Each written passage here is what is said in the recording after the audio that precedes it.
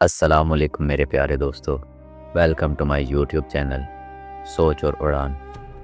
آج کی ویڈیو صرف ایک ٹاپک پر نہیں ہے، آج کی ویڈیو ایک احساس پر ہے، ایک ایسے مہمان پر ہے جو سال میں صرف ایک بار آتا ہے، اور پتہ نہیں ہر بار ہم میں سے کتنوں کا یہ آخری رمضان ہوتا ہے۔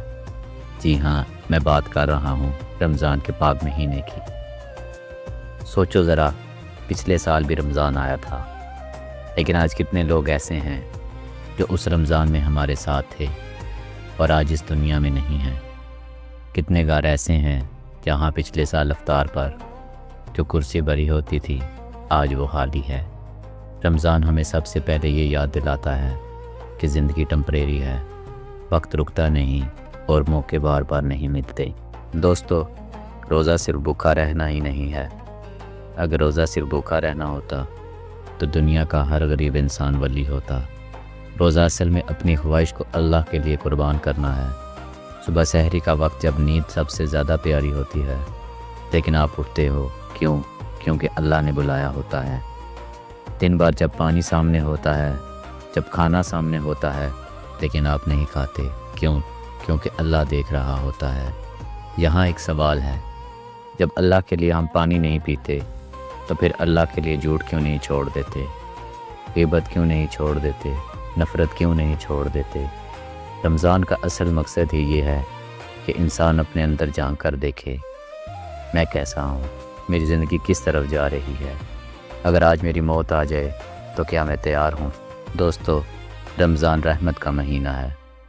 اس مہینے میں جنت کے دروازے کھول دیے جاتے ہیں، دوزخ کے دروازے بند کر دیے جاتے ہیں، اور شیطان کو جکڑ دیا جاتا ہے۔ لیکن ایک بات بتاؤ، اگر پھر بھی ہم گناہ کرتے رہیں تو پھر پرابلم شیطان نہیں، ہمارا دل ہے۔ اس مہینے قرآن نازل ہوا۔ سوچو، اللہ نے اپنا کلام اس مہینے میں بھیجا، اور ہم دن بھر موبائل پر لگے رہتے ہیں، لیکن قرآن کھولنے کے لیے وقت نہیں نکالتے۔ اگر آپ روز صرف 10 منٹ بھی قرآن سمجھ کر پڑھ لو تو یقین کرو آپ کی سوچ بدل جائے گی، آپ کا انداز بدل جائے گا، آپ کی زندگی کا رخ بدل جائے گا۔ رمضان صبر سکھاتا ہے۔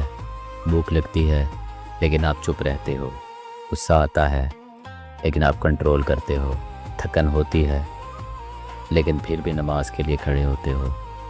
سوچو، اگر یہی صبر ہم رمضان کے بعد بھی اپنی زندگی میں لے آئیں تو ہمارے گھروں کے جھگڑے ختم ہو جائیں، رشتے مضبوط ہو جائیں اور دلوں میں سکون آ جائے۔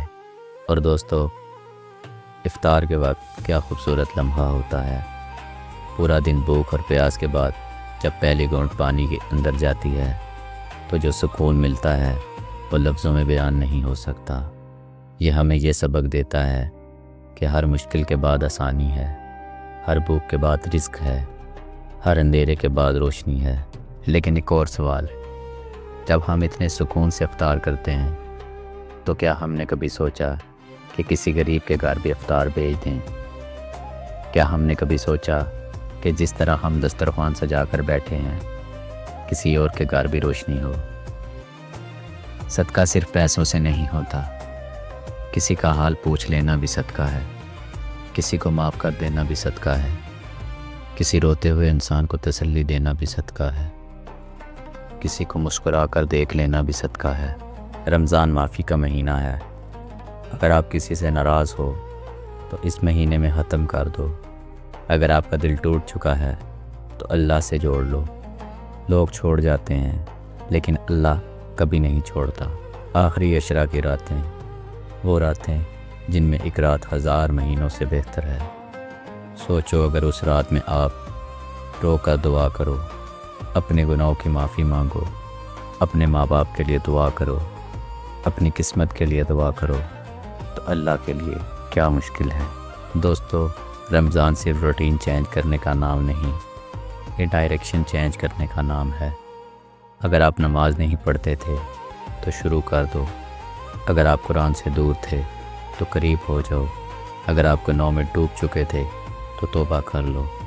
یاد رکھو، اللہ کو صرف ایک سچا قدم چاہیے، وہ آپ کی طرف فوراً آ جاتا ہے۔ اور سب سے امپورٹنٹ بات، پتہ نہیں یہ ہمارا آخری رمضان ہو، اس لیے اسے ایسے گزارو جیسے دوبارہ موقع نہیں ملے گا۔ زیادہ سو مت، زیادہ پلان مت بناؤ، بس آج سے شروع کر دو۔ سحری میں اٹھ کر 2 رکعت نفل پڑھ لو، افطار سے پہلے 10 منٹ دعا کر لو، سونے سے پہلے تھوڑا سا استغفار کر لو۔ چھوٹی چھوٹی چیزیں لیکن اثر بہت بڑا۔ دوستو، جب رمضان رخصت ہوتا ہے نا تو دل عجیب سا اداس ہو جاتا ہے۔ مسجدوں کی روشنی کم ہو جاتی ہے، صفیں چھوٹی ہو جاتی ہیں اور وہ روحانی ماحول دھیرے دھیرے ختم ہو جاتا ہے۔ کوشش کرو کہ اس بار رمضان کے بعد بھی وہ روشنی آپ کے دل میں زندہ رہے۔ اللہ سے دعا ہے کہ وہ ہمیں اس پاک مہینے کی اصل قدر سمجھنے کی توفیق دے، ہمیں سچا روزہ رکھنے والا بنائے، ہمارے گناہ معاف کرے اور ہماری دعائیں قبول کرے، آمین۔ اگر آپ کو یہ ویڈیو پسند آئی ہو تو ویڈیو کو لائک کرو، چینل سوچ اور اڑان کو سبسکرائب کرو۔